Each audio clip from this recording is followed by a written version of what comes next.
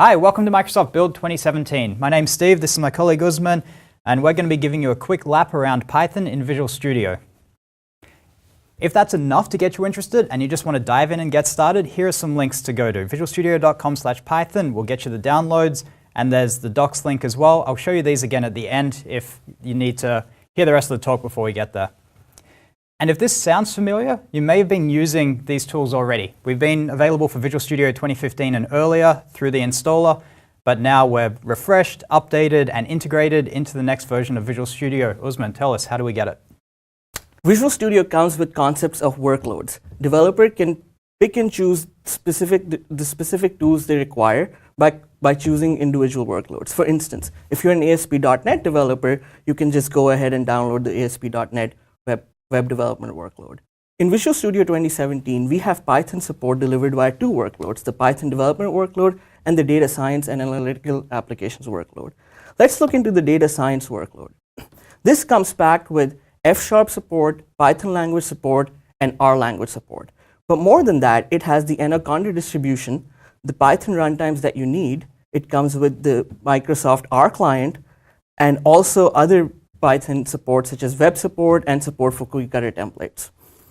The cool thing about workloads is that you can control the size of your installation. For instance, if you want to get started fast with Python, you can simply go and pick the Python options and get started with the workload. The Anaconda distribution comes packed with 750 plus scientific computing packages, so you don't need to specifically set up your environment once you have installed the distribution to do most of the data science problems. You might also just want to choose the Python development workload, which does not have options such as F# and the R language support. Now Steve can tell us more about these individual components. Yeah, once you get into Visual Studio, the first thing you need to do is get started. Now that typically involves creating a new project. And so we have templates. Once the Python support is installed, when you bring up the new project dialog, you'll see a whole selection of Python templates there. Empty projects, projects that can import existing code, web projects. If you add new item, then there's modules, classes, configuration files, all the stuff that you're going to need. But we also have this new cool feature in 2017 for support for Cookie Cutter. A Cookie Cutter is an external open source project that will pull down templates from GitHub and let you customize them to create entire projects or just single items to add into your project. And we've brought this into Visual Studio. It's got a nice UI. You can search and we'll find any templates that are on GitHub. You can put in your own path, your own local repositories, and have reusable, highly customizable templates for use in Visual Studio. I'll be demoing this in a little bit. Once you've got your project with a whole lot of source code, you need somewhere to keep it. Visual Studio's version control system works just as well for Python as for any other language. This is Git, this is TFS. If you bring in the extension, you can have really nice GitHub integration. And Visual Studio Team Services is fully available for everything from work item tracking, source control, build, test, continuous deployment is all available for Python as well. One of the strongest points of Python is its package ecosystem. And so we've brought that into Visual Studio as well. You can search and install packages for your Python projects coming from pypi.org, the Python package index. We'll give you update notifications when there's a new version available, and virtual environment support is there as well so that your project can have its own set of packages independent from whatever else you have running on your system at the time. Now we can jump into the editor. And you'll find that Python IntelliSense is right up there with the other languages. We support go to definition. If you hit F12 on basically any name, we'll jump to where it's defined. Refactoring to take a variable name, a class name, a function name, and change it across your entire code base, or to extract methods into more convenient pieces. And we use static type analysis to flow through the knowledge of how you're using your variables. Python doesn't have type definitions everywhere like many other languages, so this is the only way that we can provide that helpful knowledge that you need about what values a variable might have at a certain point. And once you've written code, you need to make sure it keeps working. Unit test support is baked into Python through the unit test module, and we'll bring that into the UI through the Test Explorer window. You can list and run tests. It's easy to rerun failed tests and see in the results why they failed, track down the code that's responsible. And if you have Visual Studio Enterprise, you also have access to code coverage analysis, which will show you all the lines of code that are covered by particular tests. Let's jump in and see some of this in action now. So I have here a Django website. It's a fairly basic website. I've been developing it locally. I'll run it so you can see it. This is basically tracking a list of employees that I have at my business. At the moment, I'm using local test data. You'll see it runs out after 100. We have many more employees than that. This is not the full data set. If I jump back into VS, it's getting the database from this SQLite database, which is just a small set of sample data. The actual database is on Azure. It's running in a SQL instance there. So what I need is a connector for Django to map the object model to that SQL Azure database. And I happen to know that there is a cookie cutter template that will add that connector for me. So I could jump to my how long folder here and add a new item from cookie cutter. This is going to pop up our UI for cookie cutter, which, as I said before, will let you search and can search all of GitHub. If I type in SQL Azure and search, then we'll see there are my 2 demo scripts, but the one that I want is here, already selected. I double click on that, and now I get to customize it. Because I selected to add a new item to the project, it's going to add files into my existing project. We're not creating a brand new one this time. And the main thing I need to add is my connection string to the database.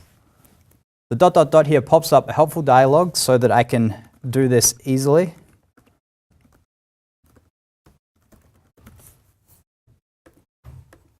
Just by filling in all of the forms here.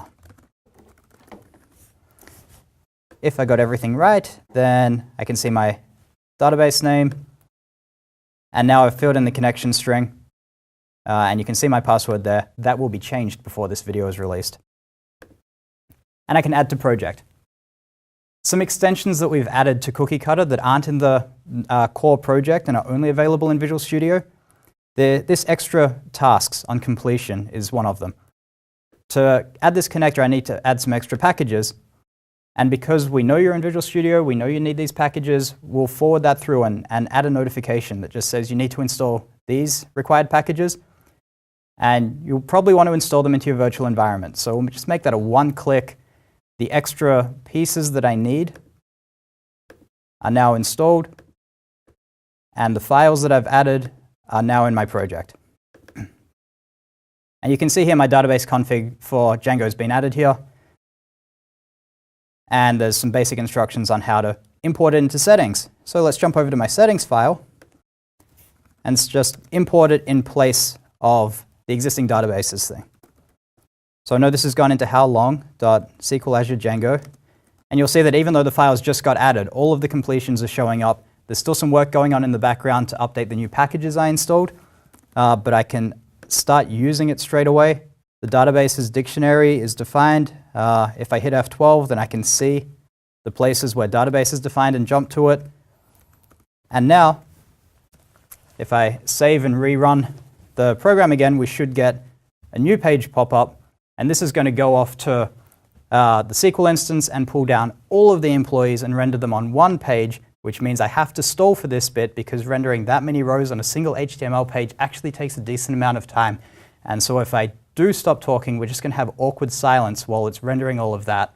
And we're not actually going to have a successful demo because something is probably going to time out. And this is where things really fall down on very basic demos, and you should probably set up your HTML pages better than I do and page things and actually have the first page of employees and not just show all of them on a single page. But eventually, the longer we wait, we will sooner or later get a full page of more than the 100 employees we saw in the test data before. And this is totally not anyone's fault but mine for writing a bad HTML page. But that is exactly what I did. And here it is. We have a much larger list of employees because they're now being pulled from SQL Azure instance. I got there very quickly using a cookie cutter template to add the connector code that I needed. And that is that. Usman. Awesome.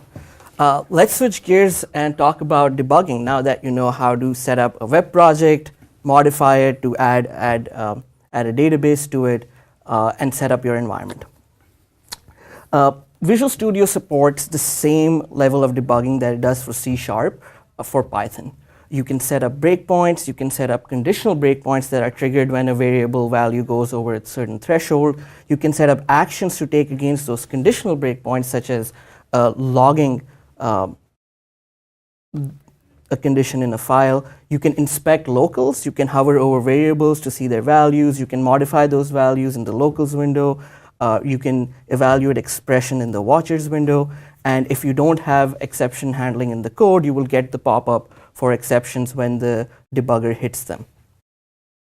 But in Python tools, we go beyond that. Often Python developers, they want to debug an application that is running on a remote server, which could be a remote instance of Linux or a remote instance of Windows. Using Python tools, they can connect to that remote process from the comfort of Visual Studio and use all the basic debugging that we just talked about. Further, they can also secure their debugging channel with SSL.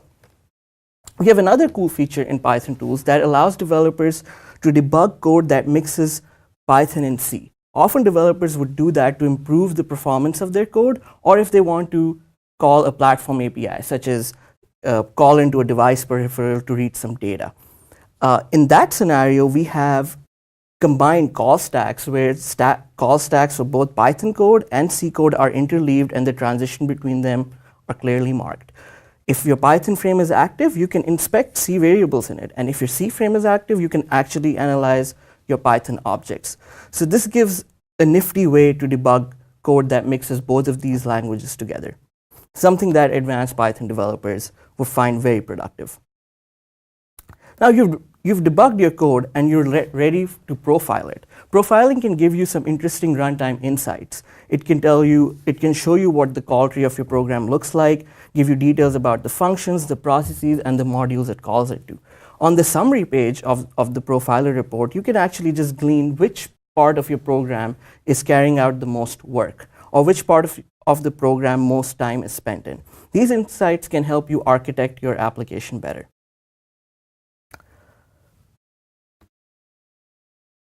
Beyond app development, a lot of Python developers like to execute code inside a REPL to get a result quickly, given Python is an interactive language.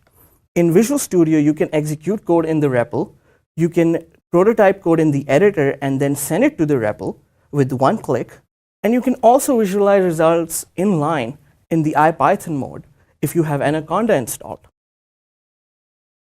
So let's take a look into how these come together to profile a Jupyter Notebook. I'm on notebooks.azure.com, and I have a simple matplotlib notebook that plots 2D and 3D sine waves. I'm going to work with these in Visual Studio. I'm going to go ahead and download this notebook as a .py file. After I've downloaded, I can simply open it in Visual Studio.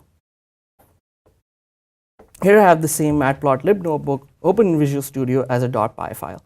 As you can see, all the cells that I had in the notebook also exist over here. I can expand them, and I can collapse them, and I can also send them to the REPL with a simple Control-Enter command. I just executed all of my imports. And as you can see, I did not need to set up my environment at all because I had installed Anaconda from the data science workload. The Anaconda environment already has the cycler, NumPy, and matplotlib packages that I need to execute this. So I'm simply going to go and hit Control-Enter and execute all of these cells one by one. So I generate my data, and now I create a 2D plot. I'm going to go ahead and hit Control-Enter again to create a 3D plot. And just like we have in Jupyter Notebooks, I see all of my results in line. I'm going to go ahead, increase the size of my graph so I can look at it better. This gives me a very easy way to analyze and work with Jupyter Notebooks inside of Python tools. But let's move from execution and talk about using other features of the IDE to do something more complex. I have another Python notebook which basically predicts stock values using different regressions. It gets its data from an open data set. It reads that data into a data frame using pandas. It processes the numeric data using NumPy. It then trains and evaluates different learners, and then it would plot the results to give me an idea of which learner performs better on this data. Just like I did with my previous notebook, I'm going to go ahead and download this as a .py file, and then I can open that in Visual Studio. In interest of time, I already have that open here. Now, because I have Anaconda, I could simply go and run this script without having to set up my environment. But what I want to do is, like I just set up this experiment to see which regression model works better. But now I want to operationalize this script. I want to create a web service that powers an on-demand stock predictor experience. In order to do that, I want to understand what the runtime behavior of each part of the program is like how much time it takes to get data, to process it, to visualize it, so I can start thinking about optimizing it. To profile my script, I simply go to Analyze and launch Python profiling. My interpreter is already selected based on the environment that's active. I give it a pointer to my script. I pick a working directory. And then I can go ahead and start profiling. I already profiled this before, so I have the profile report handy. As you can see, my program actually spends most of its time to generate plots, 40% of this time to generate plots, and 38% of its time to get the data. To get more insight into the plotting function, I can simply click on it, and I see a call graph.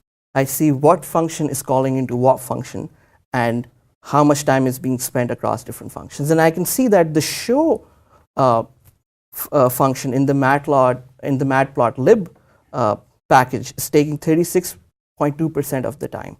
Given this insight, if this is not good enough for me, I can start thinking about how to render my matplotlib graphs better. Maybe I can reduce some features on it, or maybe I can swap it out with another graphing library that is optimized for speed.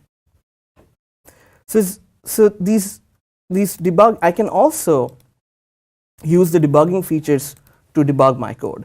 I could simply go back to my script, I could set up breakpoints, and then start the script with debugging and use all the basic debugging features we have already discussed.